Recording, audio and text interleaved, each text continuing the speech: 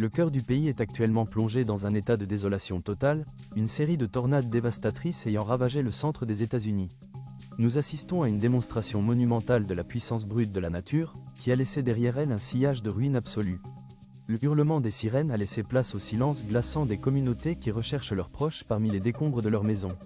Les rapports officiels confirment qu'au moins 8 personnes ont tragiquement perdu la vie lors de cette violente série d'orages, faisant de cet événement météorologique l'un des plus meurtriers de ce début de saison. De jeudi à vendredi, l'atmosphère a atteint un point de rupture, engendrant de multiples tornades qui ont réduit des bâtiments entiers en amas de débris. La vitesse et l'intensité de ces vents étaient absolues, ne laissant aux familles que quelques secondes pour se mettre à l'abri tandis que le ciel prenait une teinte verte sombre et terrifiante. Il ne s'agit pas d'un simple système orageux, c'est un rappel poignant de la rapidité avec laquelle le paysage peut être transformé à jamais par les forces de l'air. La recherche de survivants parmi les décombres des infrastructures est devenue la priorité absolue des équipes de secours qui travaillent sans relâche dans les zones les plus touchées. Bien que la phase la plus intense de l'épisode ait débuté mercredi, le danger n'est pas totalement écarté.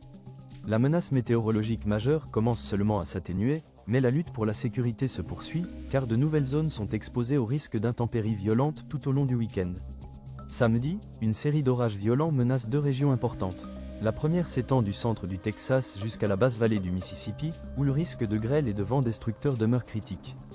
Parallèlement, certaines parties de la région des Grands Lacs, notamment des villes comme Cleveland et Pittsburgh, font l'objet d'une surveillance accrue en raison du risque de tornades et de fortes rafales de vent.